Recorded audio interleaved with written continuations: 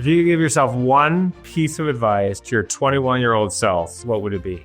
If you keep giving your all, your gifts will make room for you.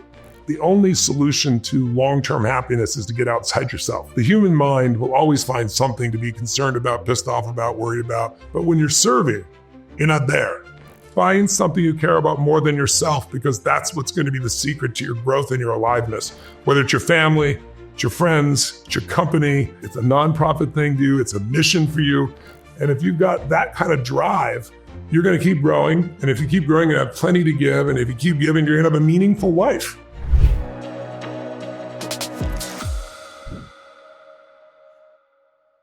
Welcome to In Search of Excellence, where we meet entrepreneurs, CEOs, entertainers, athletes, motivational speakers, and trailblazers of excellence with incredible stories from all walks of life. My name is Randall Kaplan. I'm a serial entrepreneur, venture capitalist, and the host of In Search of Excellence, which I started to motivate and inspire us to achieve excellence in all areas of our lives.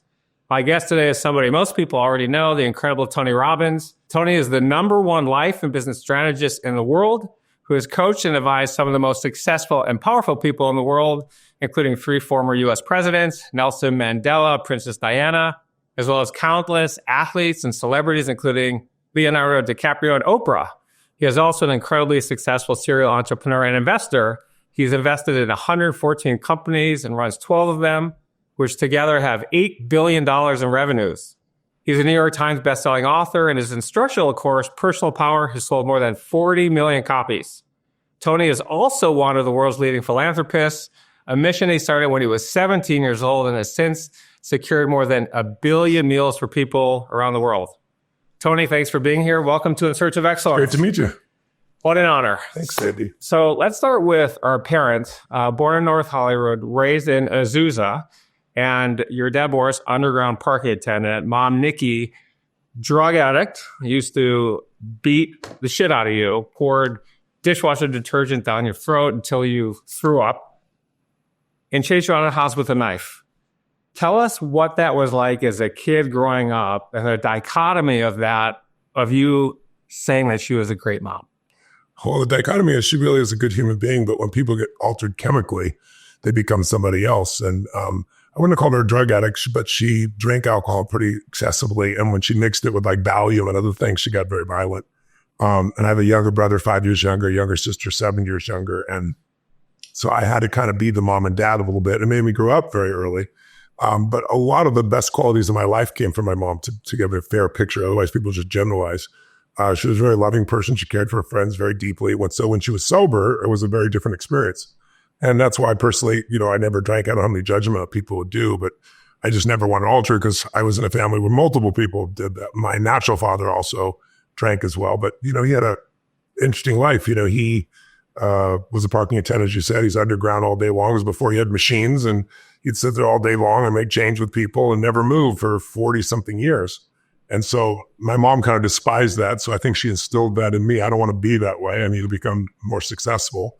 But I think the truth is, as I look back on it, if my mom had been the mother I wanted her to be, I truly wouldn't be the man I'm proud to be, because she made me a practical psychologist. I had to learn her moods and her emotions, how to manage and how to shift it. So, we could manage those times without it becoming violent or difficult. At the same time, just to put it in balance, she pushed me to do things I never would have done on my own, and built a lot of my muscle, so to speak, psychological muscle, because she was very demanding on those things happen. And then there was a third part, which I walked in with, which is I just have a love for people. I was like, when I was a little kid, I was trying to do things for strangers all the time. My mom tells people stories. One of the stories she used to tell people is like, what's Tony really like? Has he always been this way? And she said, I can remember when I sent him next door to the liquor store, because I lived next to this liquor store. She was pregnant with my brother, so I was probably 5 years old. And I sent him over to get some milk and bread. And it took forever to come back. And I came back with no milk and bread and no money. And we had no money. And she said, what happened? I said, well, there's a poor boy there. So I gave him the money. And she said, we're poor. That's the story of the process. So I think a combination of reaction to the environment, but not wanting to be a victim, not being willing to settle, that shifted me. And then I have 4 different fathers, so radically different role models. And Jim Robbins, who adopted me, name I carry, was the one that I was most close to, even though he was my natural father. He was a semi-pro baseball player. And, I developed a lot of moxie, because to have love with him, it was real through sports. So initially, it was really through sports that all that developed for me. So many of us have life-changing moments. We're going to talk about many of yours on the show today, but one of them happened when you were 11 years old. There's a knock on the door. Can you tell us about the delivery guy? Yes. And then the 3 decisions that you thought about that came out of that huge event? I was 11 and we had, my fathers were good men, but they, variously got unemployed at various times. And when they're unemployed, my mom didn't work, so we had no income. We had some food stamps. So we had Thanksgiving when I was 11, we had no food. We weren't going to starve. We had saltine crackers and peanut butter. But when everybody else is having a turkey dinner, it feels a bit depressing. And my mom and dad were screaming at each other and saying things that, I didn't want my brother or sister to hear. And once you say them, you can't take them back. And then my life has changed because knock on the door, I go there. There's this big guy standing there with 2 bags of groceries, one in each hand. And he had already set down a pot with a frozen turkey on the ground. And he said, "Is your father here?" And I'm like, just one moment. I was like so excited, like little boy at Christmas. So like, this is going to change everything. My dad's going to be happy. Mom's going to be so happy. So I went to my dad, "There's a guy at the door for you." He says, "You answer it." I said, "I did answer it. He's for you. What does he want?" I said, "I don't know." He said, "He can only talk to you." And then I'm sitting there waiting with internal joy. And he opens the door, sees the man, does not let the man even speak, and just says, "We don't accept charity," and slams the door on the guy. But the man holding the groceries had leaned forward a little bit, so it hit his shoulder and bounced off his shoulder, which made my dad even more mad. He said, sir, he said, "Listen, somebody knows you're I'm just the delivery guy. Somebody knows you're having a tough time, and everybody has tough times, and, at times they want you to have a great Thanksgiving." My father said, "We don't accept charity," and he pushed again. Because the guy leaned in, his leg and foot had gone in, so it hit his toe and popped open again. And so now my dad's even more aggravated. And then the guy said something I thought the guy was going to get, my dad was going to punch him in the face. And he wasn't mean about it. He actually had a soft, gentle voice about it. And he saw me and he said, "Sir, don't let your family, suffer because of your ego." Great line. And my father's face, I remember like yesterday, the veins in the side of his neck popping, his face beet red. And I'm waiting for him to punch him. And then his shoulders just dropped. I'll never forget. He grabbed the groceries, threw them on the table, didn't say thank you, slammed the door. And I was shocked. And then I was sad. And I didn't know how to process, why isn't he happy? Or why, we're going to have a great Thanksgiving now, But my father had always said, strangers, nobody cares about us. And I thought we lived in a very wealthy community. It was actually very lower middle class, but we were the poorest of the poor, literally across the railroad tracks. And that's where the people went in that particular community that really had nothing. And so it looked like nobody cared. But I had different evidence that day. And I remember, I didn't figure it out that day, but I don't know, about 3 years later, I was probably 14, 15 years old. And I became obsessed with understanding human behavior at that stage already. I was already starting to read books and absorb things at that stage. I took a speed reading class and said, I'm going to read a book every day. I didn't do that. But in 7 years, I read 700 books in human development, psychology, physiology. But I started thinking about like what made that happen. And I've realized there's 3 decisions, as you noted, that you're making right now, your audience is making right now.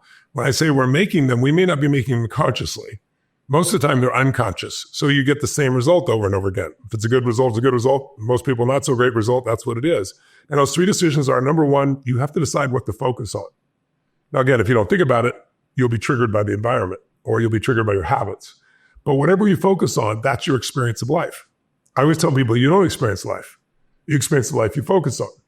Right now, you could focus on something and get yourself pissed off. If it's not in your own life, it could be about other people, right? You could find total joy in this moment or gratitude if you focus on something else. So we don't experience life. It's what we focus on. And what we focus on, we feel, even if it's not true. So if you think somebody is taking advantage of you, you get all angry, and later on you find out they didn't, you feel like an idiot, right? But when you were focused on it, it was real to you. So focus equals reality to the individual, even though it's not reality in actuality. Or a simpler way is focus equals feeling. So I thought about what did I focus on that day and what did my dad focus on that day? And it was so easy because my dad said it under his breath over and over again. His focus was he had not fed his family, right? My focus is there was food. What a concept. I thought that was awesome. But the biggest difference is the minute you focus on something, the second decision you have to make, your brain makes is, what does this mean? Is this a threat or is this an opportunity, right? Your brain is doing that constantly. And so is this person disrespecting me? Is this person challenging me? Is this person coaching me? Is this person loving on me? If you think they're disrespecting you, you're going to have a very different emotional response than if you think they're loving on you, right? And whatever emotion you feel controls the third decision, which is, what should I do? If you're pissed off, you're going to have a very different decision than if you're feeling grateful, obviously, right? So the meaning is what really changed my life that day. Because my father's meaning, I know what it was also because he said it over again. He hadn't fed his family and he was worthless. And what he decided to do is leave our family shortly after that, which was at the time, I thought the worst event of my life because I loved him so much. But my meaning is what changed my life. It's why I'm here today. The meaning my brain came up with is that strangers care. Strangers do care. Somebody we don't even know doesn't even want credit. And they saw we're in need and they helped us. That changed my entire world perspective. And what I decided to do is someday I'm going to do that for other people. And so I promised myself someday I'd feed 2 families. I'd double, the impact. So when I was 17, I had, very little money. I was just getting started in a little tiny business. I went to this grocery store outside of Venice, California.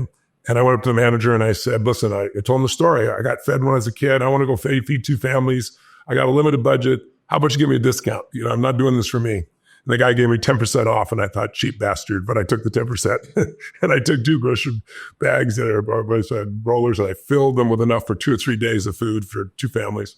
And then I called a local church and said, and near the barrio area, in that area that I knew people were suffering.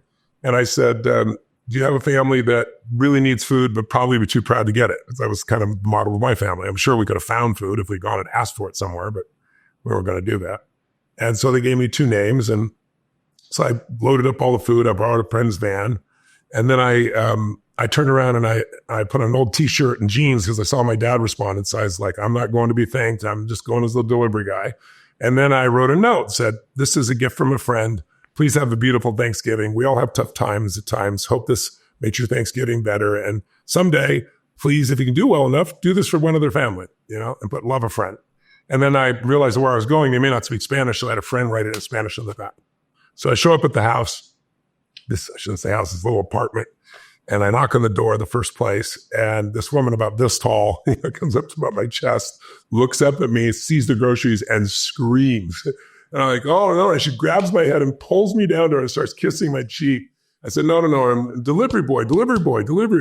And I said, oh, and I remembered I had the note. So I reached the hand of the note, and I flipped it over. She saw it in Spanish, and she read it, and she started to cry. And then she grabbed and started kissing me again. I said, no, delivery boy. She goes, no, gift of God, gift of God. I'm trying not to cry. And then I said, well, where do I put these groceries? And there's a tiny little room, right? The table's right there. And she points. And so I go to put it there. And then I hear these screams. And then all of a sudden, when one boy hits me, one boy hits the other, 4 kids. And it turned out that I found out afterwards that her husband had left them 3 days before Thanksgiving with no money and no food. It's like not the exact same situation as mine, but so close it was ridiculous. It's like, talk about grace. And so, the kids got all excited. So I had them come out to the van and help me bring more stuff in. And when I saw the pumpkin pie, it was like they were over the top. And there was time to leave. And this one little boy would not let go of my leg. He was so cute and he was so just wonderful. But I had to go. I had to go to the next house. I didn't speak Spanish. So I turned to the lady and I said, Feliz Navidad, Merry Christmas. It's Thanksgiving. Then she started to laugh. She'd been crying. Now she's laughing. And I gave them all hugs and I went to leave and I got in the van and I'll never forget, I was putting the thing in reverse as my buddy's van. I didn't really know how to do the gears properly. And I looked in the rearview mirror and on the porch for the 4 boys and the mom, they're grinning from ear to ear. Mom's crying and smiling simultaneously. And I started crying uncontrollably. And I was like, why am I crying? This is such a beautiful moment. And trying to get the thing in gear. And I couldn't see I was crying so hard. And then I realized today, my worst day became my best day. That if I had not suffered like that as a child, would I be there to help this family? And the answer is, well, I believe I'm a good person. Probably not. And so the next year I fed 4 families. I was hooked. And then it was 8. And then I had a little company. I got my employees involved. Then I got a bigger company. Then I eventually got to, 4 million people, 2 million from my foundation, 2 million from me every year. And then I was doing this book, Money Master the Game, where I interviewed Ray Dalio, Carl Icahn, Warren Buffett, 50 of the smartest financial people in the world. And I'm reading these multi-billionaires and I see that the government has cut food stamps, they call it SNAP program now, by $6 billion, I think was the number. It basically means every family that needs food has to go out with 1 week a month without food unless people like you and I in the private sector step up. So I called my foundation and I said, how many people I fed in my lifetime? I didn't know the total number. And they said 42 million. I was like, wow, I was really excited and proud about that. But I thought, what if I blew that number through the roof? What if I did in 1 year as much as I did in my whole life? And I did 50 million meals. And I was like, what if I did 100 million meals? And I was like, what if I did 100 million meals for 10 straight years, provided 1 billion meals? Now that is an exciting outcome. And so I did. I teamed up with Feeding America. They distributed the food, and I did it in 8 years. And then it didn't stop there because I'm doing another billion, but because it hasn't got problems not gone away. But I'm looking for sustainability.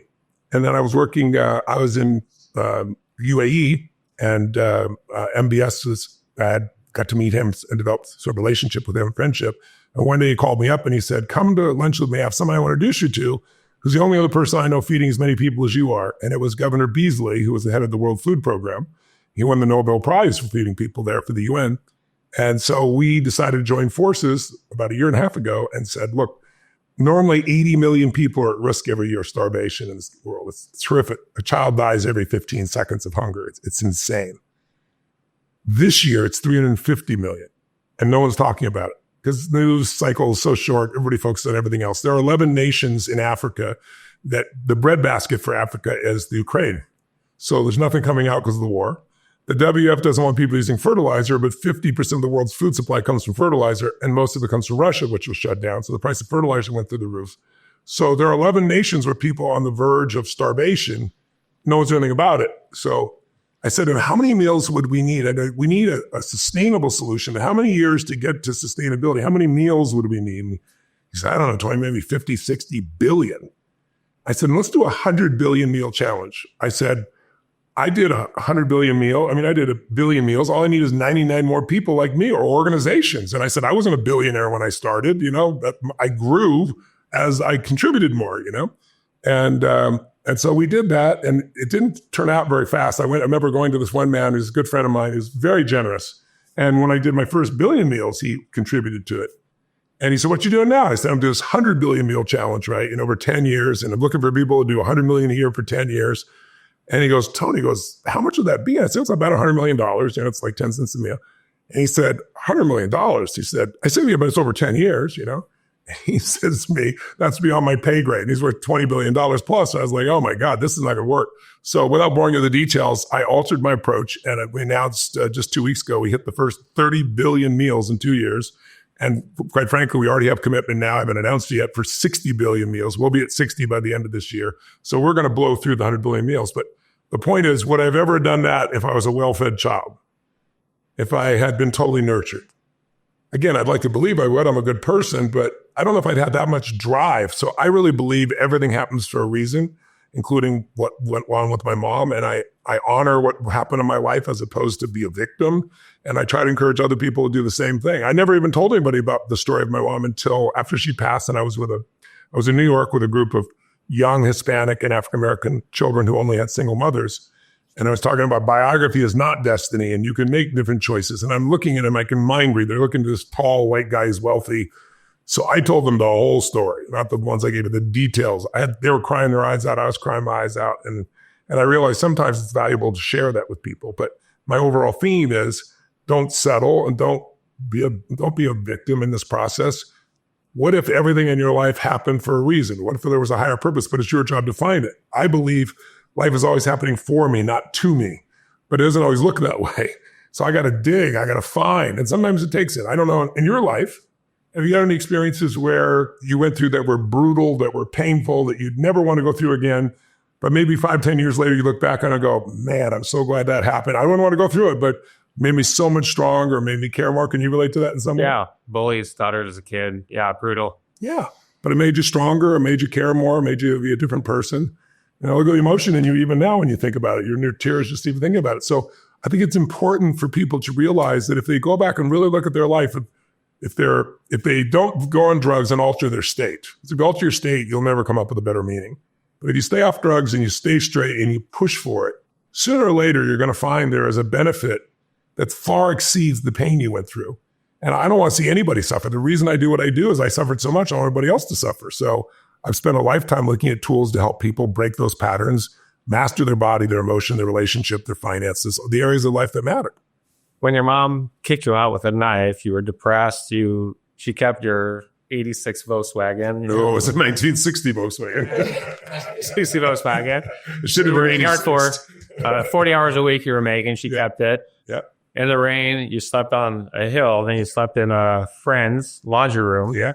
And then you read a book called The Power of Believing by Claude Bristol. Then you went The on Magic of Believing by Claude and Bristol, yes. the Magic of Believing. And you went on to read 700 books. What was so inspiring about that book? And can you tell us about what you were writing on the mirror as you were reading that book? Sure, you've done your homework. It's beautiful. I saw that radical preparation is a big part of your life. Mine too. When she kicked me out, she wasn't going to stab me and kill me. I wasn't worried about dying, but I wasn't going back in that house. And so I did sleep on the hill, and then it rained. So it's like that plan's out. And then, You just slept there in the rain? No, I got under the tree and froze. And I finally just went in and I knocked on the door of a friend. It was a girl, not a girlfriend. And, but her family really cared about me. And I said, can I sleep in your laundry room? So that's where I was. So I had, I don't know, $12 to my name and $13, whatever. And I just took a little bit of money, got on a bus, and I went to this bookstore that I had remembered because I'd run 13 miles on my 13th birthday. I had this obsession. I was going to push myself. And so I remembered this bookstore. So I went there and I just was guided to this book, The Magic of Believing. And all it really taught was the power of belief. Belief controls everything. Everything you do is based on your belief, but it showed how to program your beliefs by conditioning them, by repetition, by what I'd call incantations as opposed to affirmations. Affirmations, I'm happy, I'm happy, I'm happy. And your brain goes, bullshit, I'm not happy. But if you use your body and your voice and every ounce of you is congruently speaking that over and over again, it basically hypnotizes you into owning that experience. And so I used to write on the mirror in the laundry room, only a loser is depressed, which is not true. But I knew I wasn't a loser, so I used that as the leverage. I'm not going to be depressed because I was so depressed feeling. And I had all these affirmations I would do, and I go on runs, and I do every day and every way I'm getting stronger and stronger, and I would just program this nervous system of mine until I could really be in a position where I felt like I could succeed. And it worked. It produced tremendous change in me. But it didn't stop there. As you said, I'd started reading before that, but I just got reignited to read. And reading was my escape, but it was also my transformation. I escaped the whirlwind as I entered Emerson's essays. And I'd read a lot of autobiographies, especially because when you read an autobiography, you're reading the words of that incredible human being. So you're thinking their thoughts.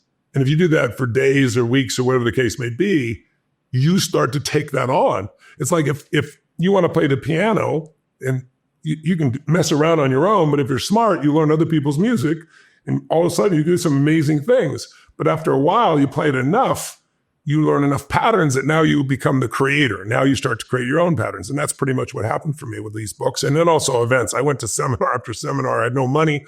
I didn't have money for my rent, but I go invest in a seminar because I'll never be able to pay for this until I change what's going on in me. And then I was also, because it was all the money I had, it was such a big investment. I wrote down, the guy said, I wrote down them, and I didn't miss a word. I didn't get up to pee. And I was obsessed with using what I learned because I had to, because I'd given up all the money I had to do it. And so that, I think some people, it's easy to do things and so they don't retain it. But for me, I was obsessed with getting the result.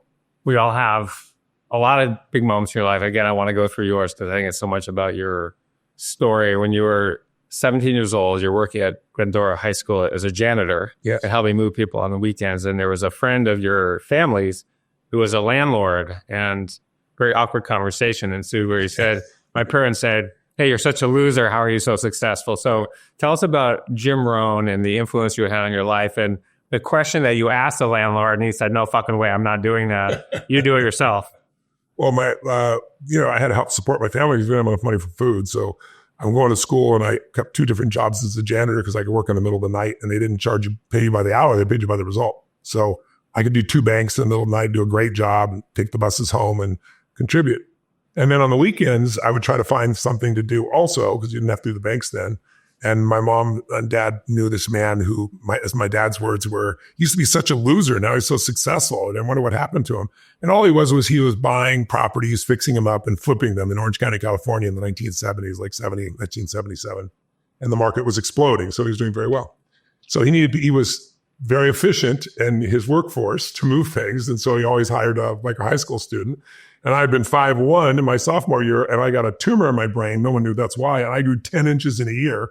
So I was like, get that big strapping guy. We'll do this. So I come, and I'm a hard worker. And after 2 days of working my guts out, he's like, you're the hardest working guy I've ever met. He goes, I'm really impressed. Let me take you to lunch. So he takes me to lunch and he starts asking questions. I said, I want to ask you some questions. I said, my dad, and I wasn't trying to be harsh or funny.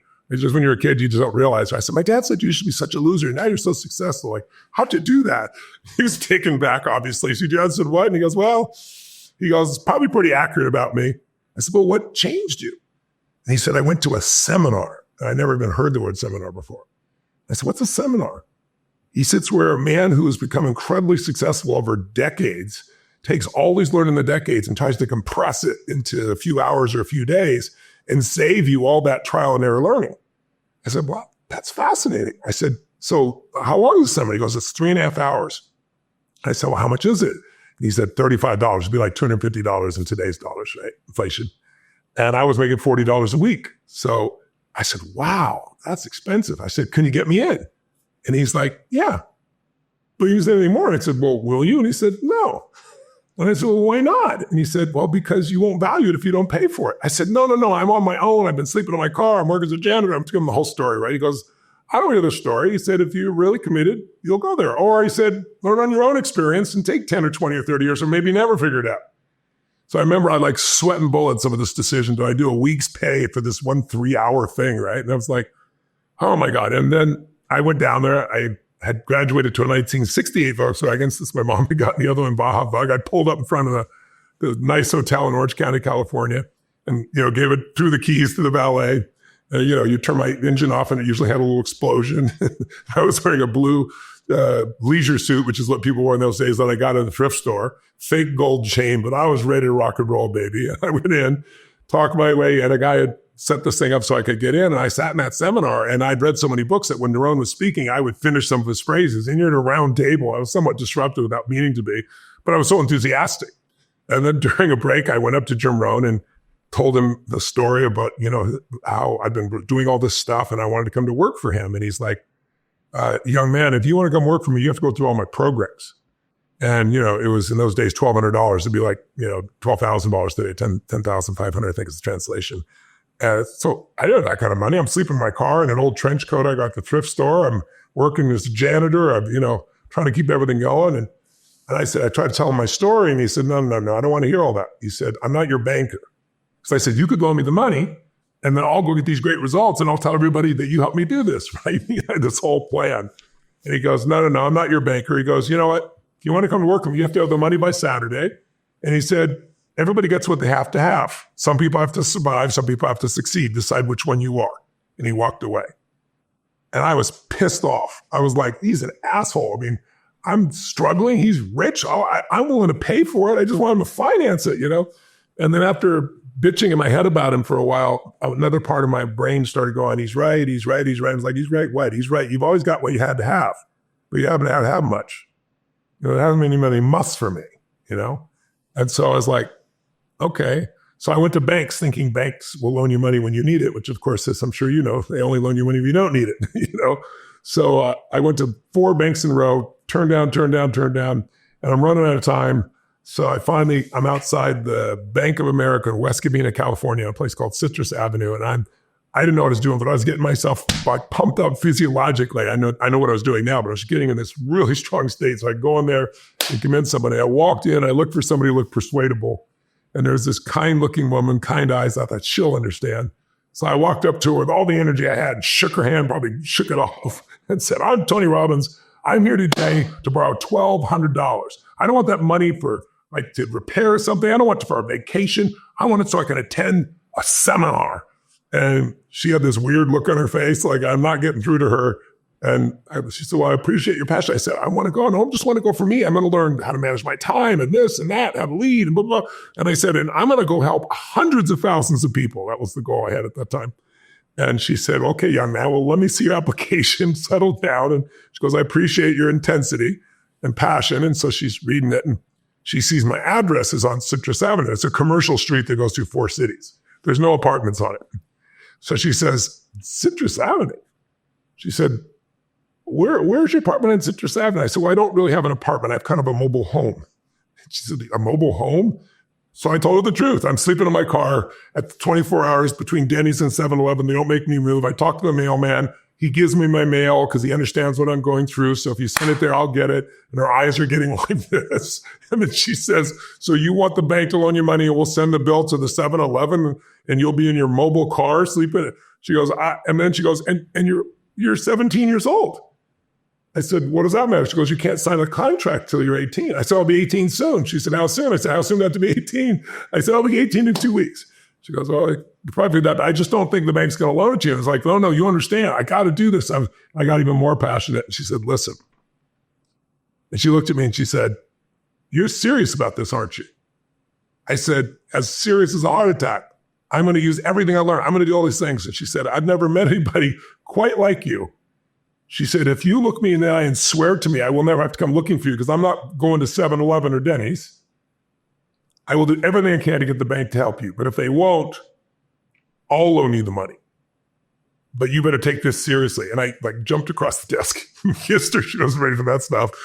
And I said, I always tell people you gave my start. And that's why I've always told the story. And her name was Mrs. Williams. And she got the bank to loan me the money. Though. She didn't have to do it. I don't know how she did. Maybe she co-signed. I don't know. But I took $1,200, which makes me emotional even now remembering it. And all the money in the world was more expensive than the car I was sleeping in, right? And I went to Jim Rohn's seminar and I met a man there named Mike Keyes, who's still my friend today, 45 plus years later. And he had just a little bit more money than me. And he said, look, stay in my hotel. You don't stay in your car. And we were both pretty broken. There were a lot of very wealthy people were there learning from him. But because of that, like I said, it's like we were writing every word. I didn't go to the bathroom and everything. At one point, I figured every word was worth like 3 cents or some ridiculous thing. But I was so committed. And then Jim Rohn, years later, I spoke at his funeral. He's a beautiful man. He would start his seminars and say, every time I get up here, I want to do a good job because you never knows in your audience. And he'd tell the story about this kid who was sitting in his room and shouting out answers. And he goes, you know what it was? Tony Robbins. And today he serves people all around the world. And then he also would tell a story about Mike, the two guys that were the most broke, because we probably applied it as much or more than most people would. So that's where my whole start began. We all have a aha moment where we say, okay, someone tells us that we're special. And you had an interesting teacher named Mr. Cobb your sophomore year in high school. Again, I think a lot of guys all have their ultimate crush. You had one, a senior cheerleader in high school. What did he tell you and took you aside where he thought you were getting in trouble and instead it just opened up your whole world? He was a very kind of right-wing, straight-laced guy that taught speech. And I get in a speech class and I screwed around. I was pretty humorous. And so I would take over the class to some extent. And the reason I took over the class is there was a senior song leader, cheerleader, Nancy Coleman, who I was totally in love with, but I was not in her league. But I would get her attention over everything. The main football players there, I'd humiliate the guy and tease him. I was crazy in those days. And so after class, Mr. Cobb said, Mr. Robbins, you need to stay. I need to speak to you. And I was like, oh, shit, I'm busted. And I sat down, and it wasn't what I expected. He goes, you know why I've asked you to sit down here with me today after class? And I was like, yeah, I think I do. He goes, why? I said, well, and I started to say what I did. He goes, no. He goes, I've been a teacher for 30 years, 30 plus, I believe it was. And he said, I've never seen anybody stand up and capture every kid in this room's attention when he speaks. He said, it's unbelievable what you do. And I was like flabbergasted. I didn't have any reference for that whatsoever. And he said, I think you have a gift. And he said, I know more about your story than you probably think I do. He knew about my mom and things like that. And he goes, I think I found a speech that embodies who you are. And it was called The Will to Win. And it was all about the only way I made it to that point in my life was pure will. And he goes, I want you to read this, memorize this, and compete in persuasive oratory. And I was like, I'm not, you have to be a junior to do it. He goes, I don't care. I'm going to get you in. And so I read this speech. I was very emotional reading it. It was so tapped into my own story of who I am. And I got up and I took first place and another first place, another first place. And I mean, I didn't win every single one, but I won about 80% of the time as I win these competitions of the year. And so that developed that skill set in me. And then I decided to run for student body president, even though I wasn't the most popular kid in school, but I did it differently. I went to everybody and found out what they wanted and came back and told them the truth. I don't think this could be done. I think that could be done. And, I won. And so it taught me that you didn't have to be popular, that you could, if you told the truth and served, you get through to anybody, because I beat the most popular kids in school by far. So it was kind of another launching pad. Well, each of those things stack on each other to make you start to believe in something more is possible. You're starting your seminars or doing some with Jim. He's letting you speak at 20 years old. I think you're at your first seminar. And there was someone there who was basically criticizing you. Tony doesn't know shit. He's really not doing anything. And then there was and he's basically saying, hey, I've got a client that has a snake phobia. He said, I can cure it. But the better one that I think a lot of people would be more interested in, and I think you could create a whole new business. I know you've done well. I think people have said Tony is now a billionaire, as you were able to give a woman an orgasm who had never had one in her life before. Without touching her. Without touching her. So, I'm sure there's a lot of guys listening out there saying, holy shit, Tony, you got to write a book about this. And then there's a bunch of women out there who are not sexually fulfilled, where I think there'd be a 50-50 audience there on that one. Oh, no, I made my career by taking challenging psychiatrists originally and saying, give me your worst patient, I'll handle them in an hour, who'd been working for 5 or 6 or 7 years. I started that in Vancouver, and it became kind of my calling card. Now, today, I train psychologists and psychiatrists. They study my work and they get continuing education credits. Kind of crazy. But in those days, I was angry to see somebody spend 5-6 years at something that I had learned techniques that truly could wipe it out in less than an hour, sometimes 15 minutes. And so I use that. I take somebody like the snake phobia and I'd bring it out, they'd freak out, and I'd, at the end, wrap the snake around them, and people would be like, holy shit, this is amazing. But yeah, one of the more dramatic ones was a woman who had an orgasm. But women are different. Did you demonstrate that in the seminar? No, right? No, I did without touching her, and the people were just, guys are like, can you teach me how to do that when I'm tired? That kind of thing, But women are very different than men physiologically in that area. The man, you can be, I would say, women need a reason to make love. Men just need a place, So, a woman, if she is not emotionally safe, secure, there's a whole series of elements that allow her to be able to let go and experience an orgasm. And so I was just able to guide her to that, but it became people talked about it a lot. It became a big piece. But then I did things to like the Army. I took a training program that they've been doing since World War I on training people in pistol shooting. And I told the general I could take any training program we have, cut the training time in half, and increase the competency. And he said, you're crazy. I said, no, I'm expensive. We negotiated. I went through a year's worth of top secret clearance, and then I did a whole series of things to the Army. And I cut the training program by 3 days out of 4, 1.5 days versus 4 days, and qualified 100% of the people instead of 70% of the people. And so that opened up doors. I got to do coding. I got to do other things of that nature. And then I started working with sports teams. And then I got Nelson Mandela and Mother Teresa and Bill Clinton. And then, a way to think about this is, Randy, it's just patterns. Everything is patterns. So if you want to think about, like I have 5 kids and 5 grandkids. I have a 50-year-old daughter and I have an almost 4-year-old daughter now. So I have quite a spread. I adopted my first 3 kids when I was very young. And I look at them today and I think, okay, the world is changing so rapidly. We're at the base of the change. We're not even at the acceleration of the change. And in the next, say, 10 years minimum, but even 5 years, there'll be more change that's happened in the history of mankind between nanotechnology, obviously from AI, obviously from robotics, right? So many things that are coming here. So a lot of jobs are going to be disrupted depending on whose studies you read, 40, 50% of the jobs. So how do I make sure my kids and grandkids can do well, or you and I can do well, no matter what happens in the world? I think you need 3 skills. Skill 1, you get good at the science or just the recognition of patterns. Everything's patterns, history's patterns, financial patterns, company patterns. What you don't get angry all the time. You don't smoke all the time, or you don't drink all the time. You do those things when you're bored, or when you're triggered by sadness, or when you feel alone. So once you understand patterns, you have less fear because the world is in chaos anymore. And so I really started to get good at studying patterns of all sorts. And then the second skill, though, is if you can use the patterns, now you have power. You don't just know what's happening, you know how to use it. So that's what a great financial trader does. So I worked with Paul Tudor Jones for 24 years, one of the greatest traders in history. It's all patterns. If you look at somebody who's great with music or singing, they know how to use the sound or the movement of the body to produce a result. A great director knows when to come in, when to come out, what to do with the music. But there's not unlimited patterns. And when you learn how to use them, it's like learning to play the other people's piano. But then the ultimate level is when you become a creator of patterns. That's when you're able to do things that no one else does. You become a master of your particular domain of focus. So I look at those 3 skill sets and I say, I want to make sure that I had that in as many areas as possible. And when I learned how to do that, that's when I started getting the calls, because I did it to me first. And then all of a sudden I get the phone call when the kid is suicidal. And knock on wood, I've never lost one, done thousands of them. And we've got, there's a documentary on Netflix called Tony Robbins, I'm Not Your Guru. Great. If you go there and watch it, you see it? Two people. I mean, yeah. It's mind-boggling. And what happens is you get to see people, but you see them 5 years later too, and what's happened to them, which is pretty amazing because they're no longer suicidal, obviously. One of them is actually now a life coach in Berlin. That's right. Which is incredible. That's right. You've done your homework. So anyway, long story shortened, the bottom line is when I understood that, then that's how I started getting people like the President of the United States or, somebody coming to me saying, what am I going to do? I remember I got a phone call in the middle of the afternoon one day. It's President of the United States, Bill Clinton, saying, they're going to impeach me in the morning. What should I do? And my first response was, could you call me sooner? It's tomorrow morning. But because I had no net, and I'd go like Serena Williams, she can't get back on the court. Her sister got killed, and it's U.S. Open, and I got to deliver it now. That having no net, but also having developed enough patterns gave me a capacity to create patterns that produce results that people had never seen before.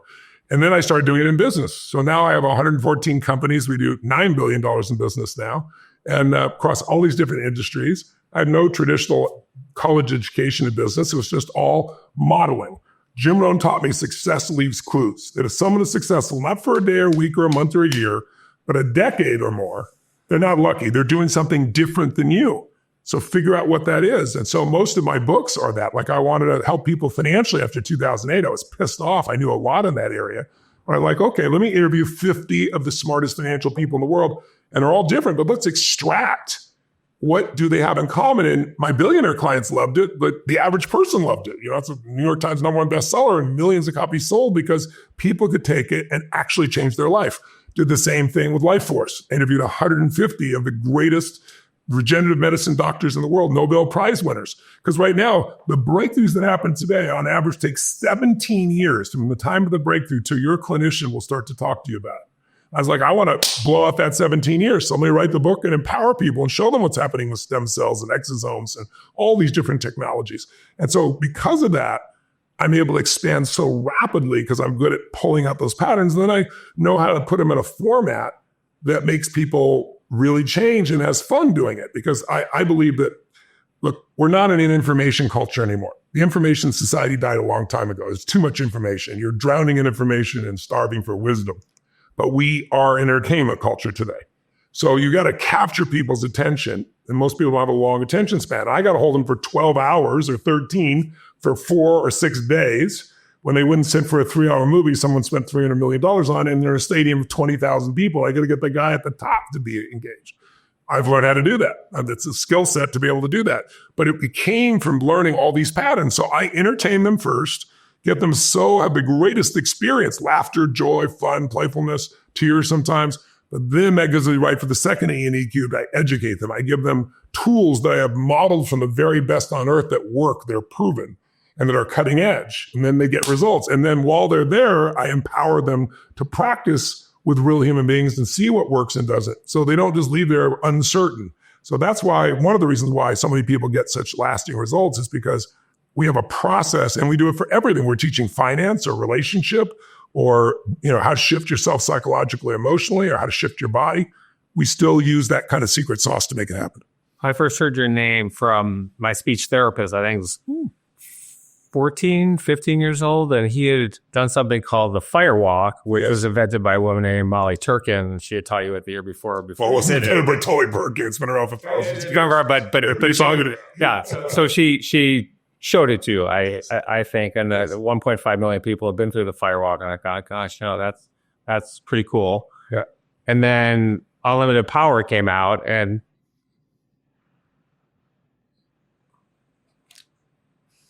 changed my life.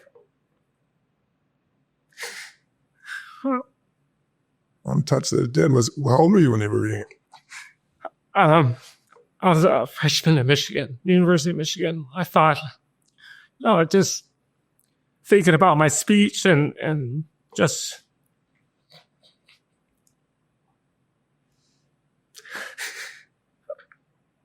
sorry. Don't be sorry. I'm really touched that it moved you so much. Oh, stop. And I find the only place that you should never have sadness or any embarrassment of tears, because water out of the eyes is one of the few places liquids can leave your body publicly and be okay. Yeah, I mean, well, I could, and it was, I worked so hard to learn how to. The other Kleenex ram was up in here. This is, I'm really touched. I'm good. I'm really touched, Andy. I'll leave these here. Down here, sweat.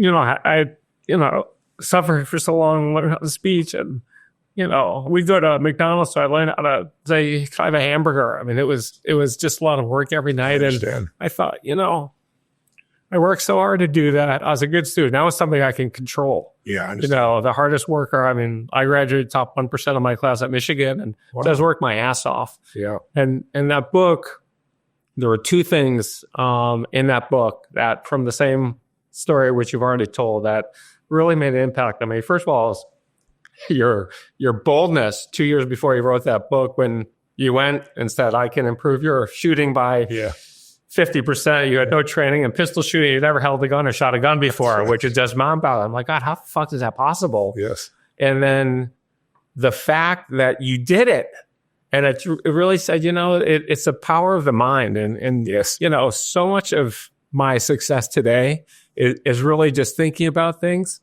I think, in a different way than most people. I mean, we'll talk about preparation in a minute here, and I think there's good preparation, there's great preparation. And then if you think of the world's tallest building with the spire, it's very thin air. It's like a pin at the top of that. Yeah. And it really, like, that pin reminds me of the focus that you talked about. And it also talked to me about how to get to that focus, and that anybody can do it. Yeah. It really changed my life. Wow. I'm really touched to hear that. That's beautiful. Well, you've had an amazing life. I'm sure you've shared on air, but I've done my homework on you too. I mean, company founded, 25% of the internet, 30% of the internet goes through it, $19 billion company, and all the other companies you built, your passion for beaches. And so I'm so touched. But you know what I really respect about you, Randy, and I find true, is some of the most successful people in the world had pain initially that drove them, because it wasn't easy for them, so they'd overcome it.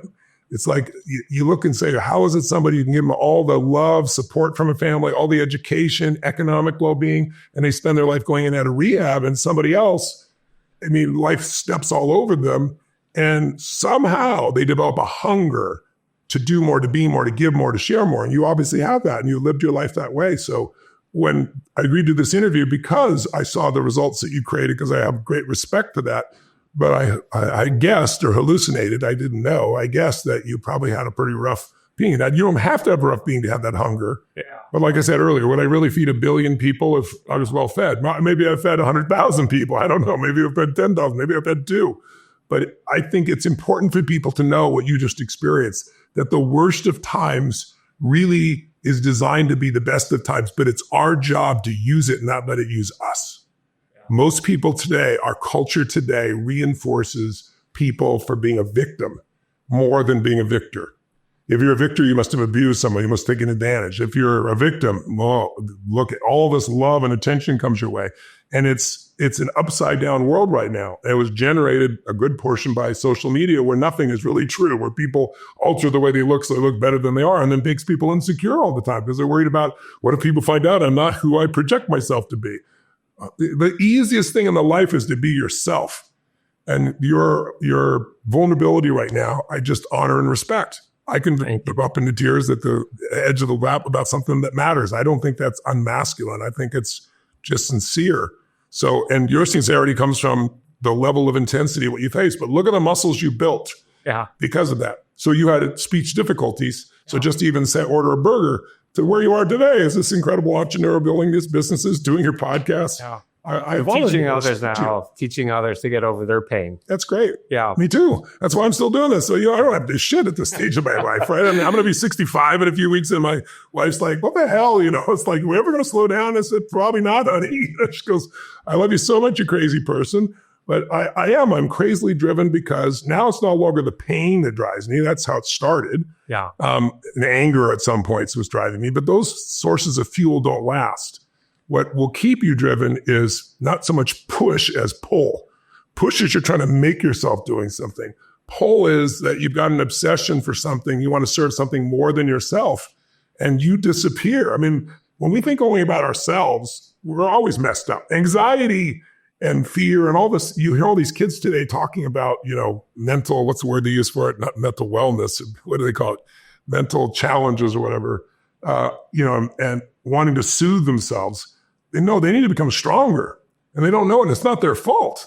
They've grown up in an environment where you can push a button and get whatever you want in 2 seconds on your phone. You don't even have to walk across the street, get the food. God forbid, they'll deliver it to your house. That's the world we're in. But the world goes through seasons.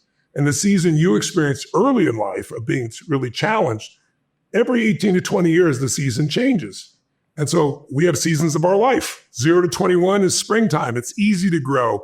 Even if you had to work like I did to help your family, still, if it was a war, I wasn't going to war yet, right? You're being fed information, being supported. 22 to 42 is kind of like the summer where you get tested. You walk in thinking you're invincible. You're 21 years old, you're going to be president of the United States, you're going to be a multi-billionaire, and you're going to have 100 relationships simultaneously, and everyone's going to be happy. Then you're turning 32, 33, 34, 35, and you're like, shit, I can't even manage one relationship effectively, and I'm not a billionaire. What the hell's going on? You get humbled. But you're the soldier of society. If during that time, 22 to 42, there's a war, you're going to war. Not the people younger and older, right? And so that's the area of life that's the most challenging for most people.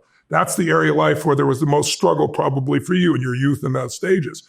You get to 43 to 63, that's fall. That's the reaping time. If you worked hard in the spring and summer, you're going to reap. That's like when it's a fall economy, everybody makes it. Somebody wants to give you a loan and because you got a pulse, you don't even have a job, they want you to buy a piece of real estate. They're willing to do it. We all know those days. That happens every 20 years, like cycles, like clockwork, 18 to 20 years, 17 to 20 years. Then what happens? Then after reaping and having your most power, we're now at this stage of your life, how old are you now? 56. So at this stage of your life, my bet is you can do more with your pinky than when you work 20-hour days. You still work 20-hour days, but now you're producing that much more, right? Same for me. But when you get to that stage, you reap, or you weep in the fall if you didn't do the work in the early seasons. And you obviously worked. But I'm here to tell you, my dear friend, what's coming. Because I wouldn't have believed this. You go 64 to 84, 64 to 104, 64 to 120, the oldest living humans, wherever you live to. That's the winter season, but that's the season where there's the most joy in my entire life. Because one, you have relationships that are people you've loved for 30 years, 40 years. I mean, there's nothing that comes close to that. You know who you are. When you're in 20s to 40s, maybe even 50s, you're still trying to prove to yourself or maybe others who you are. You get to this point, and it's like, it's not that you don't care, but you don't give a shit. It's like, I know who the fuck I am, and I'm not here for everybody. I'm not the right style for it. I don't pretend to be. But I know my shit, and you know your stuff. I respect you, respect me. That's cool. It's a different world. There's none of that push anymore. It's just, I want to serve. Instead of like giant mission statements, I used to have, now my mission is really simple. How can I help? Right? So it's like someone calls me and they got somebody that's suicidal. A kid is having a learning problem. A business needs to be turned around. And because I've spent a lifetime accumulating those answers, besides what I do in all my companies, individually, I do that. And it makes my life feel fully alive. So as long as you keep your health, that stage is the happiest. It is the most fulfilling. And most people think it's not going to be. So that's why I want to plant a seed with everybody who's listening. So speaking about health, we all have had health challenges. Not everybody, but I've had big ones. I know you've had a big one. And I want to talk about two separate events. You had a girlfriend. Why don't you talk about her mom, Jenny? Yes. And how that influenced how you thought about health in the future. I know you read a book that no longer is kind of a book you would recommend today. And then when you're 31 years old, you're on your way to coaching Saudi Arabian sheik who's paying you $1 million. You're getting your helicopter license. Yeah. You get some phone calls. And some of our best ideas come in the shower. I mean, I like this thing in the shower. I'm horrible. Well, you had an epiphany in the shower. So tell us about what happened and what came out of your health scare. Well, two things that I think you're alluding to. One is when I was just a young kid, I was very, very driven. And, I achieved a good deal of success at a very young age. But then in my unconscious, my brain would say, like, how does this happen so fast? I mean, I'm working my guts out, but still, this is amazing. And my brain would go, well, you're going to die young. And then I got obsessed with cancer. Some people in our family died of it. I watched them wilt away. And so it was very vivid to me. And so unconsciously, it's like, I don't want to die of cancer. Maybe this is all happening now because I'm not going to be here very long. And then one day, my girlfriend's mom came home and she was diagnosed with cancer. She had it in her feminine organs and also a lump in her breast. And and they told her she had 9 weeks to live. And I've always been the person that's like, there's always a solution. Well, for me, I probably wouldn't have done as much. We usually do more for people we love than we do for ourselves. And so I just geared up. There was no fear in me. I was like, we're going to solve this. And so I went and grabbed all these books, and I read like 7 books. And I got this one book called One Answer to Cancer, which wouldn't be the number one book I'd pick now, but it was written by a dentist who had pancreatic cancer, which is the most aggressive, and got rid of it in less than 90 days. And they thought he was going to die within 6 weeks. And so it was all about how to detox the body and getting certain essentials into the system and so forth. And so I said to her, look, the doctor says you're going to die. Why don't you read this and see, why don't you apply this? You got nothing to lose. And then they said they want to do exploratory surgery on her. And she came to me at, I think I was 19 at the time, and say, should I do the surgery? I was like, I can't tell you should do the surgery. And I'm wrong, you die. But it was me, they shrunk sizably. Like you could see it protruding for her here, and she could feel it protruding. And now she couldn't feel the protrusions. And the doctor did agree that it gotten smaller. And I said, it was me. I think I'd wait if it keeps getting smaller. But the doctor convinced her just to be safe. And he dug around, and he literally found something the size of the top of her little baby fingernail. And the doctor said it was a miracle. And she said, it is a miracle, but let me tell you what I did. And he's like, no, it's a miracle. It was a spontaneous remission.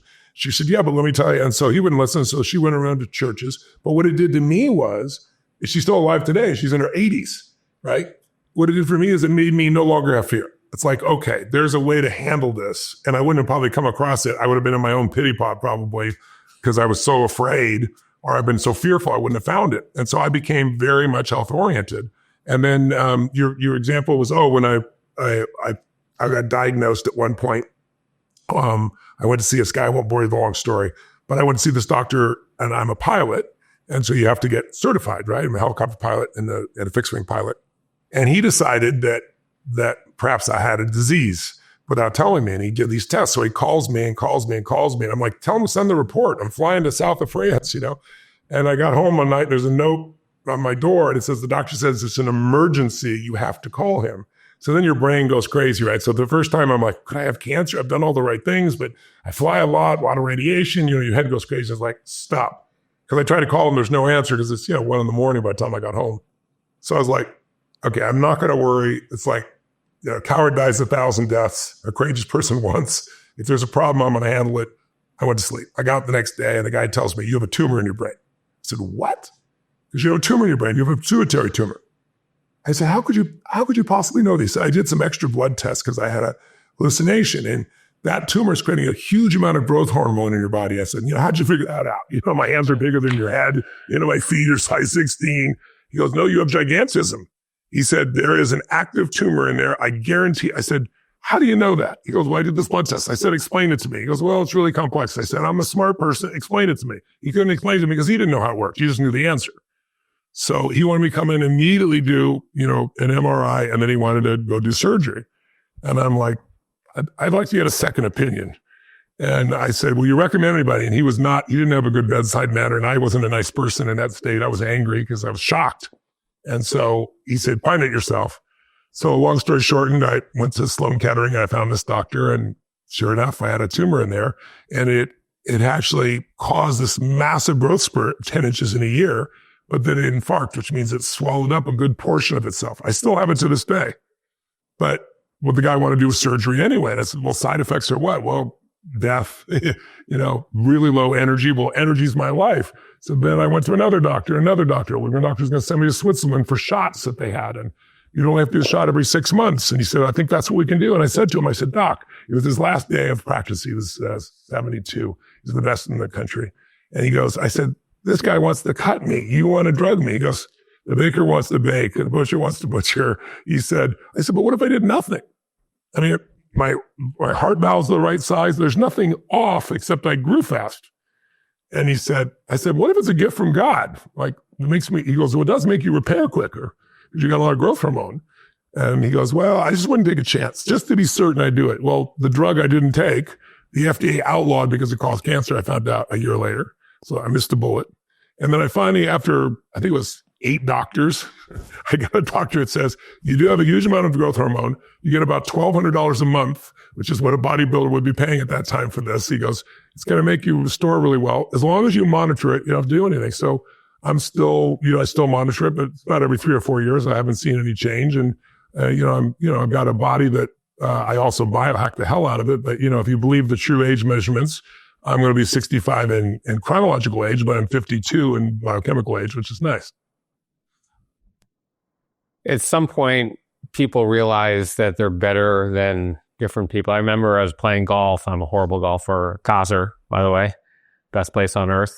As you, I love Kaiser, yes. And I'm playing with this guy, and I'm a horrible golfer. And we have I have a pro golfer who came in as a friend, and we're all playing golf. And I'm just, I lost 40 balls that round, and it was interesting to hear the conversation between those two guys. And the golfer said to this player who had been in 8 All-Star games, 10 All-Star games, he said, at what point did you know you were better than everyone else and 99% of people weren't going to make it? So when did you know that you had this incredibly special gift that you could motivate, inspire hundreds of millions of people around the world, which you have? I mean, I put up on my social media, I'm doing Tony Robbins, this is my dream podcast. And thank you. I got hundreds of DMs. I posted today on my story. I'm so pumped. I'm going to Tony Robbins' house to do the show, and it just fucking exploded. That's awesome. I mean, you've influenced so many people. When did you know you had this gift? Well, first of all, I'm complimented. Thank you. I think my gift is different than people think it is. I think my gift is the depth of my caring. I know that might sound corny to some people, but when people ask my wife, what's something about Tony that nobody knows? And she says, how much he prepares. Because, I could get up and do a 4-day seminar for 12 hours a day, without thinking at this stage. But every audience I organize, I do interviews for people in advance. I find out what they're after, what they're doing. When I do my Date with Destiny, I got 5,000 people and they do a 10 to 20 page document. I read them all. I mean, the ones they turn in. Of course, some people turn them in the night before and I'm not doing it. But I'm obsessed with giving my all every time I can serve. And when I'm up there, I think that's my secret. I remember a friend of mine, good buddy now, came to a seminar years and years ago. And he was like, what is this bullshit? It's positive thing, crap, this guy up there. In those days, it was the 80s. You wear a suit and tie while you're in a seminar and it's, I'm by the fire. It's 110 degrees, sweating. And I was on stage and I was, I get people to change their bodies because that's how you change your mind. Just try to change your mind. It doesn't do shit. You got to change the physiology first. So I change their bodies. And part of what we do is we have people extend up and rise up and jump and all these different things. And I remember he was like, he was with a guy that was an NFL Pro Bowler, and the other guy he came with was a billionaire. It's like, I'm a billionaire. I'm going to do this jumping shit. And the guy's, and he goes, 15 minutes later, we're all jumping because he said, we watched the sweat go from here all the way down to the end of your tie. And it was obvious, like you were giving every ounce of your soul. So if you could do that crap, I could jump, right? And so I think I'm able to reach people because you can't fake that for 4 days, 12, 13 hours a day, and they know they don't have to do it. Right? They can feel it. So people open when you're there to truly serve them, not serve yourself. And I think that's my biggest one. The second thing is I'm obsessed with strategies about how to get results faster, and they work because they're the best. They're not the best because I created them. I modeled the best combinations. So when did I know that? I don't know. Probably shortly after I was working with the president, and I'm 31 years old, 32, and I'm sitting with the president of the United States. We were in Camp David, and it's Bill Clinton at that time, and he's wanting my advice, and I'm listening to him, and I go, like, this guy's the president of the United States, and man, he is really messed up, and he's the most powerful man on earth. And so you begin to realize we're all just people. But my skill set kept growing, and when I started being able to do anything from turn around the army to speak in any country and take people 12, 13 hours a day and have the impact. Obviously, I couldn't miss that I had that skill or the interventions that I'd done. And then, we all have some sense of inner pride. And, it's funny for me today because I'll have young bucks come up to me and say, hey, remember my name because, someday, I'm going to be where you are. And I always tease them, go, gosh, that's fantastic. Because when you get where I am, you'll be where I was. Because I'm not going to stop growing. So let's do it. So I love that sense of growth and competition as well. So, but I don't look at it as like I have this great gift. I look at it like people have gifts My job is to help them uncover them. Not I have a great gift. The gift is just loving on them and having a skill to figure out how to get there. I came from the California fires. I was there on Tuesday and Wednesday. I was there for business and some friends, and so 2 friends lost their homes. One of them Brutal. I mean, it's terrible. It's just like, again, talk about getting emotional. Just most of our friends lost their homes. I got a call from principal of school, she calls all the time, right? And so I see the school pop up and I never answer the phone. It's a recording and I only have my phone on. I'm writing a book on preparation, extreme preparation. So I don't answer my phone in the morning. And my son was in town. I was trying to coordinate, he's home from college. So I had my phone on there. I see it, didn't answer. Calls again and said, oh, we're evacuating, meeting at school. There's a fire, come look out. And I look out my window. I live in Brentwood. My office is in Brentwood. I look in the palace. I'm like, holy fucking shit.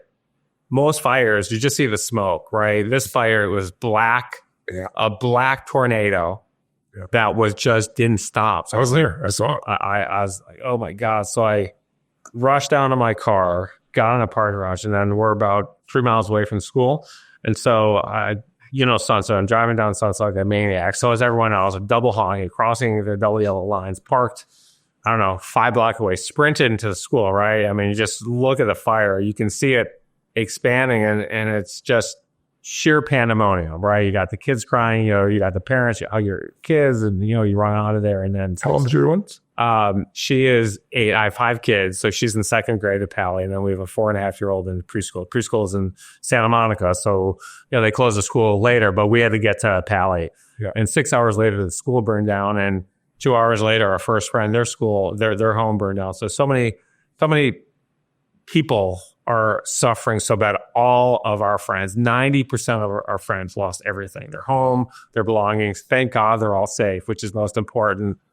You said that crisis is a gift. What would you tell all of those families today who are in that situation, who are suffering immensely? What should they be telling their mind to help them feel better? Well, I know a lot of them are very angry, as they have every right to be, because the government has not done its part. And without playing politics one side or the other, to empty the Roosevelt was empty in Pacific Palisades. They lied and said they just ran out of, right. The governor was saying they ran out because of the use. It's not true. They emptied it in the summer. Right. So there's just some stupid things that brought that about. So I understand the anger, but in the end, you still got to take care of you. You can vote differently in the future, but right now, what do you do? Well, I had a home in California that also burned down years ago. It was my dream home. I built it into everything I wanted. It had all the memorabilia of my life. It had, I grew up in an age where there weren't digital pictures. So all the pictures are gone. All my favorite, rare books, all the inscriptions, everything that had sentimental value was gone. But in the midst of me feeling this grief and frustration, I realized this is not going to serve to stay in this place. I need to be a role model for my kids. I have 5 kids and I was 4 at the time. And I need to show people how to deal with this, because this is something that's unfortunately common. We're all going to experience extreme stress. I don't care how rich you are, how good a person you are, how religious you are. Everyone in their lifetime is going to experience extreme stress, as you have, and as I have, and probably more than once. Aren't you guys glad you came to this positive conversation? But it's true. But this is we're all going to do. I mean, hearing. Yeah, but we're all going to have a house burned down, or we're going to lose a job, or a COVID type thing is going to shut our business down unfairly, or you're going to have somebody in your family who gets a terminal disease, or you're going to get a terminal disease. I mean, every one of us is going to experience extreme stress. The question is, what do you do when you have extreme stress? And the stupid answer, but it's an accurate answer, is when you're going through hell, you got to keep going. And the better answer is when you push yourself through it and you get to the other side, you get 3 amazing benefits that will affect your life forever in a good way. 1, you discover how strong you really are. Because if it's extreme stress and you don't give up and you don't succumb and you keep moving forward, you go on what's called the hero's journey. We've all heard about it. All the stories of mankind can be put into one fundamental story. What is the hero's journey? You're living your life. All these people are living life, their ordinary, normal, day-to-day life, and boom, something comes and smashes it. The smash is a call to adventure, a call to a different world than you would have entered into if it hadn't happened. You don't know what it is. You don't even know why it is. It looks like it's for terrible reasons. But as I said earlier, what if everything's happening for you, not to you? Doesn't look like it. I'm not saying it's fair. Who said life was fair? But it's going to lead to something new. It'll lead to an expansion. And so when that happens, Dorothy and the Wizard of Oz, Luke Skywalker in Star Wars. You can take anyone. They're living a normal life and then something happens, a tornado, there's a landing, or his parents get killed, something disruptive. And then usually most of us don't want to go on the journey because it's uncertain. We just stay upset with where things are. But eventually you're usually pushed into going on that journey. And when you do, what will happen is you will meet, when our home burned down, my first thing was, okay, we lost things. I valued a lot of those things, but things are not the same as my family. Losing things is not losing family. This is a gift. And so I had to turn it into gratitude, because when you're angry and fearful, you can't change squat. But gratefulness, you can't be angry when you're grateful, and you can't be fearful when you're grateful. So then what did that lead to? It led to us building a new home in a different place. It led to meeting new friends. It led to meeting new mentors. It led to new decisions to now here I am in my favorite home here in Florida. I never would have left the Del Mar Castle. It was a castle built out of pieces of castles in Europe. On top of the hill was my ultimate place, my family. It's not even close to what I had the privilege and blessing of having in my life today. I love where I am and what I'm doing. But I would have never known that because I would have stayed there, bar having to change. And I think that happens to a lot of us. So, by the way, when you go on that journey and meet these new mentors and meet new friends, you'll develop new skills, and then you'll have new battles. It's not like it's all just easy. The battles with the external, the battles with what's going on inside of you. And when you conquer and slay your dragons, you come home the hero, and you're able to give to other people, not on book knowledge, because you've lived it. And everyone can feel when you've lived it versus you're just talking bullshit or talking something you've thought of, right, or read about. And by the way, when you're done with that and you've helped those people, it'll happen again. That is life. So what I tell people is right now, you've got to cultivate gratitude. It's not positive thinking bullshit. It's because to live in pain will not make it better in any way. You have to make that shift of gratefulness that you didn't lose it. I mean, it is a miracle that there are 13 people that died out of that when there's 10,000 homes that are gone and all the schools and all the, shopping centers and all those things that are out there. That's an incredible gift.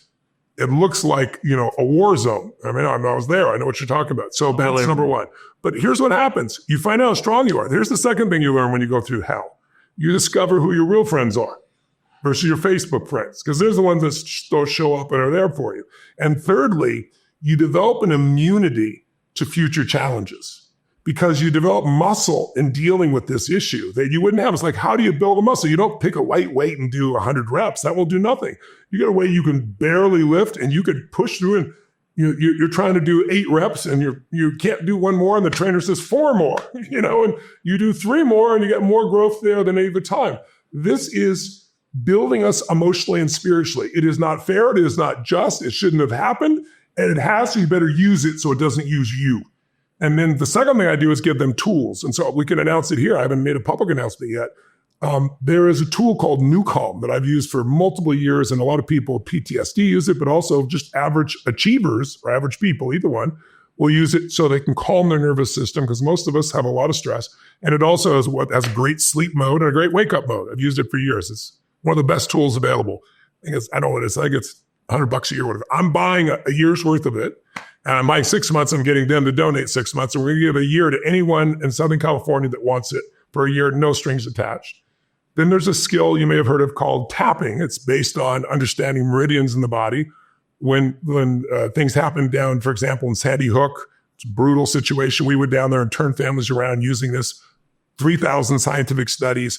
It's a very simple tool. So we built an app so millions of people can do this. I'm doing that for people for a year.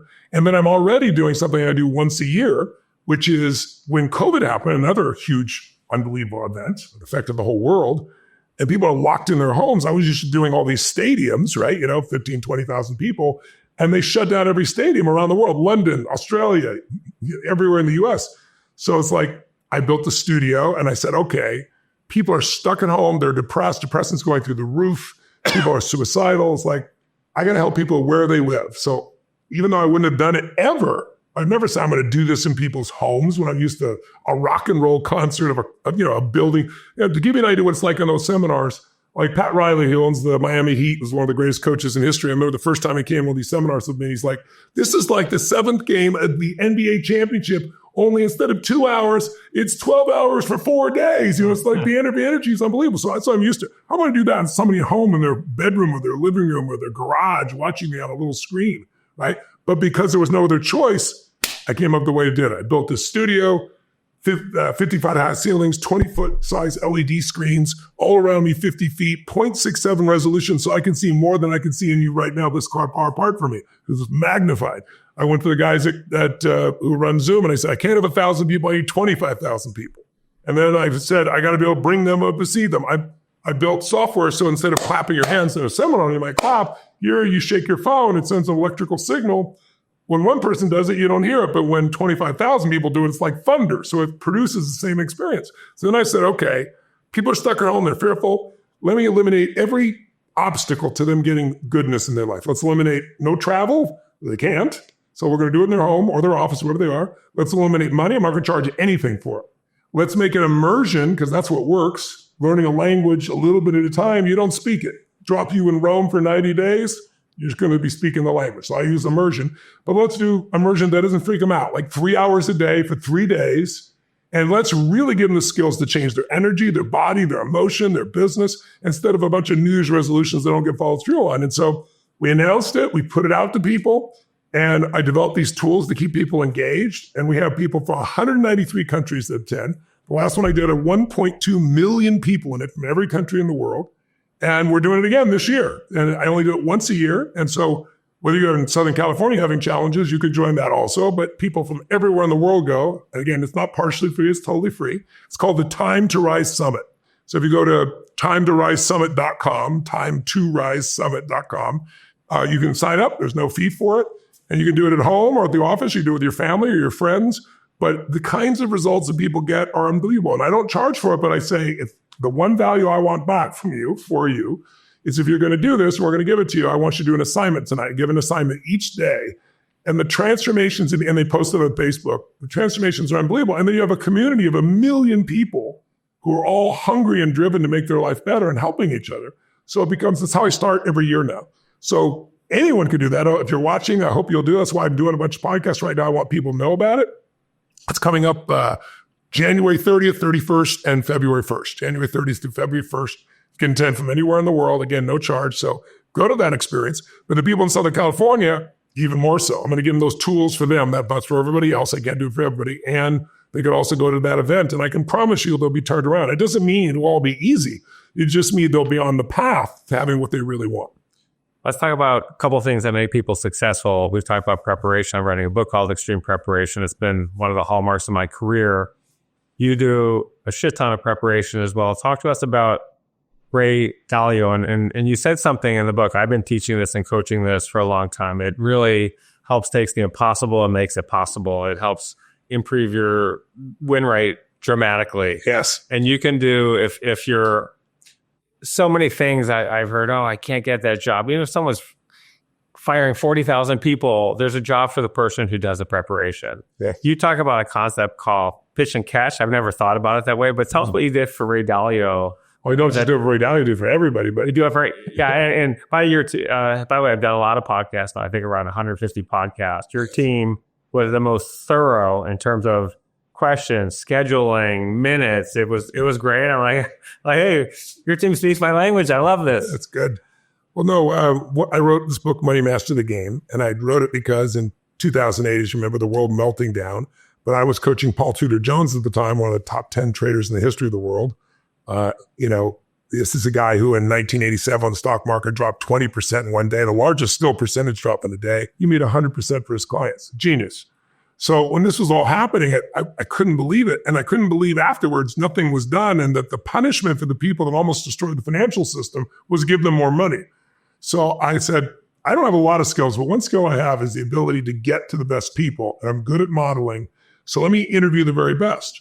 So in preparation for those, like Ray Dalio is one of the greatest, hedge fund traders in the history of the world. There's nobody in his class. And so I prepared for him, I think 3.5, 4 hours the night before. I prepared weeks before, but I went even deeper. I knew every part of what was going in. So I went in as typical. I'm supposed to have a 45-minute interview, and it went 3 hours. And the same thing happened with Jack Bogle. Jack Bogle actually wrote a quote that says, Tony Robbins came by for a 20-minute interview, and 3.5 hours later, it was the most piercing interview of my entire career, right? I get 3 hours today. I'll come drive with you in the car. We'll take the equipment wherever you're going here. No worries. But anyway, what it allowed me to do when I sat down with him is what I call pitch and catch, which means he'd say something, I knew what it was, and I could add some value back. We went back and forth. It built a great rapport, and we're good friends today because of it. But one of the questions I asked him at the time was, what is the single most important investment principle of all the things you've learned that people should know? And he said, Tony, that's a great question. I struggled with this for years, and I finally came up with what I call the holy grail of investing, which is the title of the book that I just came out with. And it was based on what he taught me. And he said, Tony, if you can find 8 to 12 uncorrelated investments, you reduce your risk by 80% and you increase your upside. That's wild. Now, that sounds wonderful on paper, but when you go to do it, it's something else. And then I was at the JP Morgan conference. They have a alternative investment conference where you got to be a billionaire to go. And I'm one of the speakers, and Ray's right before me. And somebody asked him some questions and kind of led to a similar question, like, what's the most important to remember? And he said, the Holy Grail, same thing. And every head in the world, which had not written a single note the entire day, dropped down and wrote it down. So it's like, I need to realize even sophisticated people miss this one. They may know it intellectually, but they got it. So then how do you do that? Like, it's hard because you say, okay, stocks and bonds aren't correlated usually. Stocks are going up, bonds are a different price point. That's usually the balance. But during tough times, they get aligned. And so you have to have sophisticated tools to do it. And then I started studying history and saying, okay, your asset allocation, where you put your money at risk, small risk, larger risk, upsides, et cetera, your philosophy of investing is the single most important thing. Every one of the people I interviewed agreed on that. So I said, well, what is the asset allocation for the most successful people in the world? Well, ultra wealthy people have 46% of their assets in private equity and private credit. I'm like, yeah, but that's hard to get into. And I started doing the homework, and I found in the last 37 years, there isn't a single stock market in the world that has beat average private equity. Now, I wrote this book, and I interviewed 12 of the masters of the universe. People that done 20% plus compounded for more than a decade or 2 decades. Unheard of in the normal market. Because when things go down, they don't have to sell. So they're not stuck. And when things go down, they can buy. When things go up, they can sell. They have more flexibility. They don't have the timeline challenge that somebody who owns a stock may feel like they have. And so I started studying them, and I was like, here's the real numbers. The S&P 500, most people would invest in, or at the index, has gone up 10.7 over the last 37 years. It's pretty amazing, compounding. The average private equity, not these guys, has been 15.7. So if you could compound 50% faster, people don't understand what that means. If you put $1 million in the S&P 37 years ago and you never touched it, it's worth $42 million today. If you put $1 million in the same day, same amount of money in private equity, average private equity, it's worth $223 million today. So now here's the next problem. How does the average person get that? Well, I know you're familiar. There are things like a credit investor. The government doesn't give you access to all these investments. The best investments are reserved for people that already have money. It seems so unjust and unfair. I was squawking about it. I didn't do it, but somebody woke up in Congress. And last year, that's why I wrote the book. Last year, they came out with a new rule. Senate's got to confirm it this year. But the new rule is, look, you could get a lot of money by inheriting it. That doesn't mean you're a sophisticated investor. You could be a good businessman, but not a great investor. So why would we penalize people, say, if they have a certain amount of money? Let's give them a test to take. They can study for it. They understand it. That anyone can have access to this. So imagine the compounding value to get your financial future when you can do this. And then there's one more thing I'll say, just because I know we're out of time. So I'm talking to this guy who's one of Paul Tudor Jones's associate partners before, and he broke off and started his own company. I'd helped him really grow his business quite a bit. And I was saying to him, private equity is great. And because of, guys like you and I, we have certain relationships and brand. And so we get access to some of the best. But the amount you get, they're all sold out right away. It's so small that it wasn't going to alter my life in any way. So I was saying, man, it's like, how do you get in there? It's just, the very best is already sold out. And he goes, Tony, you helped me so much. I got to tell you where I put most of my money. I said, most of your money? He's a very sophisticated financial guy. I said, yeah. I said, where? He goes, there's this company in Houston, Texas. And I went, Houston? not Singapore, London, New York, Connecticut, Houston. He goes, yeah. He said, they're off the beaten path, but they are brilliant. And here's what they've done. When you try to invest in private equity, you become what's called a limited partner. And as you know, you give them your money and then they charge you 2% of your money, whether they make your money or not. And then they get 20% of the upside. And people are willing to do it because they're so successful. But it makes them very wealthy. If you look at the Forbes 400, you'll see which industry has the most billionaires. People think it's tech. It's not. They think it's real estate. It's not. They think it's entertainment. It's not. It's financial services. And it's specifically not hedge funds that go up and down. It's private equity. So I look at this and I'm like, okay, these guys are the masters of the universe and they're getting 2 and 20. He goes, Tony, they have a way for you not to try to get into a fund, but to own the fur. So think about, instead of betting on a horse, owning the racetrack. I'm like, you can do that? He goes, yes. And we've done it. They've done it with some of the, like Vista, if you're familiar with, some of the best companies in the world, $100 billion funds that have produced results that are incredible. So I went and I became a client, and then it turned out the founder of that company 20 years before it was a student of mine, like you, changed his whole life. And he's like, Tony, how do I get you involved? I said, I want to get involved. So I invested in the company. And then I wrote the book to let people know all these opportunities are available, like sports teams. If you want an asset that's not correlated, sports teams have done well in every market and every environment we've ever done. And they do better than the S&P, right? So I worked for a lifetime. I have those 5 rings back there, those all championship rings from different sports where I worked with a team, and some of them now I own. So I own a piece of the Dodgers, I own a piece of the Golden State Warriors, but I coach the Warriors. Well, it's the most fun experience you can imagine. It's something you really enjoy, but also the returns on average across all those sports are 14% compounded, not 10.7. And you own a monopoly. You own a business that's a legal monopoly. And who are your customers? Fans. That comes from fanatics. And they're multi-generational. And now they're not just sports teams, the entertainment value. I'll just give you one example. The Dodgers. My friend Peter Gerber bought the Dodgers. I get a chance to later on invest in them. He paid $2 billion for the Dodgers, 2.1, I think it was. And everybody in the news is saying, no one's paid over $1 billion. This is insane. They'll never make money. $800 million more than the second bidder in that deal. That's crap. And everybody's like, this is crazy. So I said, Peter, I know everybody's saying you're nuts. I know you're not nuts. You're one of those sly, sophisticated guys I know. What do you know? What are you going to do here? And he leans forward and he goes, I love a cliffhanger. He's a movie maker, right? He goes, wait 3 days. I want to make the announcement. Then you call me. We'll come over and celebrate. He announces 3 days later. If you own a sports team, NBA, like there's 32 teams, if I remember correctly, you get 1/32 of all the media coverage that's done nationally and internationally. It's huge. And the NFL, which is the first team to they were holding out. We just made a deal with them. We're now doing with the NFL. They get a check for $450 million at the end of every year just for their percentage of the league. Just that. But you get to keep your local rights. Peter sold the local rights for $7 billion and made $5 billion and profited in a day doing this. So you can get a small piece of a sports team, have the joy of that, have the benefit of that, and have something else that's not correlated to the stock market. So I'm passionate about giving people choices, and I'm so grateful that the government is finally waking up to not limit people who can participate. Unfortunately, we're out of time. Okay. I have 2 hours more of questions, and I believe in life. You don't ask if you don't get. So I'm hoping to have the opportunity to come back and finish what we started. There's so much about there's so much about money that I want to talk to and advice. I'm going to ask you one more question before we hang up. Before we end the podcast. Sure. If you could give yourself one piece of advice to your 21-year-old self, yes, what would it be? That's a very common question today. It's so interesting. People ask that all the time, and I've thought about it in multiple ways. I think Jim Rohn gave me a piece of advice when I was very young.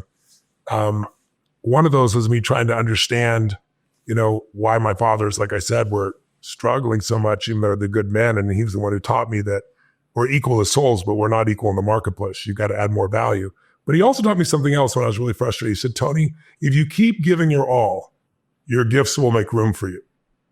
And I think the same piece of advice. I mean, I know more today and everything else, but I think if you just keep moving forward, if you will not let anything stop you and you really focus on serving, because I really believe the only solution to long-term happiness is to get outside yourself. The human mind will always find something to be concerned about, pissed off about, worried about. But when you're serving, you're not there. There's something magical about finding something you care about more than yourself. Then you get that pull motivation we talked about instead of push. Push doesn't last, pull does. And if you've got that kind of drive, you're going to keep growing. And if you keep growing, you have plenty to give. And if you keep giving, you're going to have a meaningful life.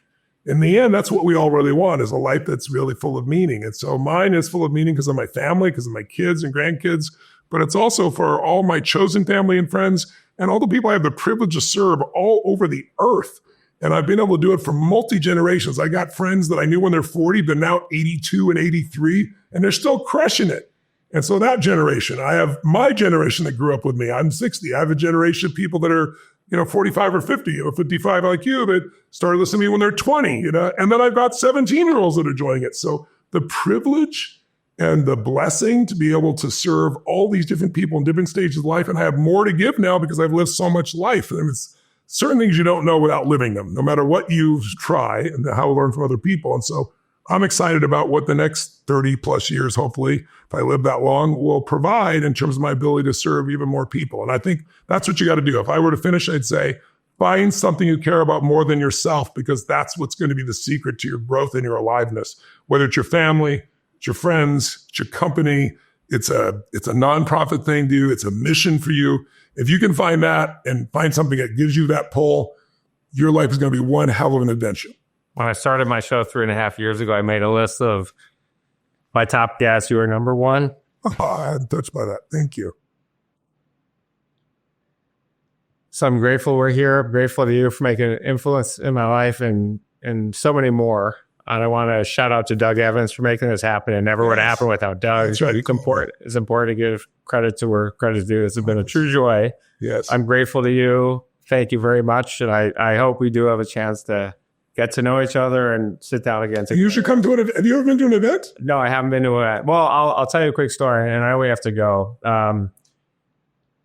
When I was an unhappy lawyer, I met a guy named Brian Metaboy. Yes, I know Brian, of course. And Brian did it. And so at some point, our company is going to go public, and Brian had heard about it, so he invites me to this thing at Peter Gruber's house. Yes. I get there, and I'm the only one there not in the business, the entertainment business, and everyone just the age of the movie. That was a movie mogul meeting for sure. Armani suits, these young agents. I'm a tech guy, so I don't know if I had jeans on and a shirt like this. I'm looking around, and you got people doing jumping jacks. Well, it wasn't jumping jacks. It's sort of. No, they were doing jumping jacks in their suit. I was worried that they were going to rip their shirts. And I remember walking out of Peter's house. Again, like I read your books. I have a book, Awaken the Giant from Within, first edition that I brought with me. It's a paperback. You can see it's got yellow pages that I've read a few times.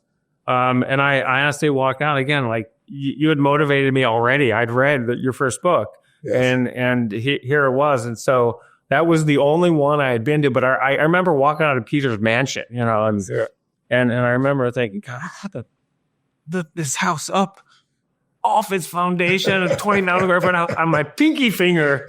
When I got out of the car, I was so pumped. So, well, imagine doing that. We did that for like 2 hours at his house. That was years ago.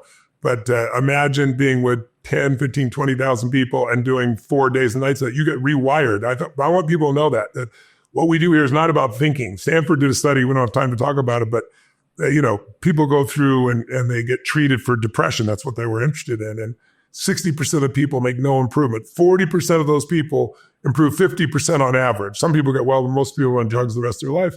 And when they did the study with my group over 6 days with no drugs, no anything, 93% were no longer having depressive symptoms, 7% improved, 17% had suicidal ideation, meaning considering suicide going in, none of them afterwards. A year later, 71% reduction in negative emotions, 52% increase in positive emotions. So this is a conditioning process. We're discussing something which can be stimulating. But to get your results, you got to get it in your body. And that's why I still do events. So you've got to come to an event as my guest. And everyone, please join me for, go to timetorise.summit.com, and you could do one from your home for a few hours a day. But if you get a chance, come to Unleash the Power Within. You be my guest. So we'll blow you away. You'll have the time of your life. All right? I promise to come. Thank you so much. Thanks for your time. Randy, I wish you would have prepared, damn it. Now, Randy, I really am impressed and you've done your homework. Part of why this meeting went long is you have so many details to talk about. But I really appreciate that because I'm an extreme preparation person as well. My wife will tell you. I'm nuts. And then I don't use all of it, but your brain is awakened by all of it. And you have more choices to be able to serve somebody when you're there. It's like, think of it this way. It's like if you may have grown up with two different beliefs you were taught. So which one are you going to live by? You were taught, look before you leap. And you're taught, he who hesitates is lost. Which one is going to guide you? Whichever one is more recently awakened in you. So when you prep, even if it's something you know, it's bringing it into the forefront of your nervous system so that you're more likely to be able to make that difference. So I really honor you for doing that.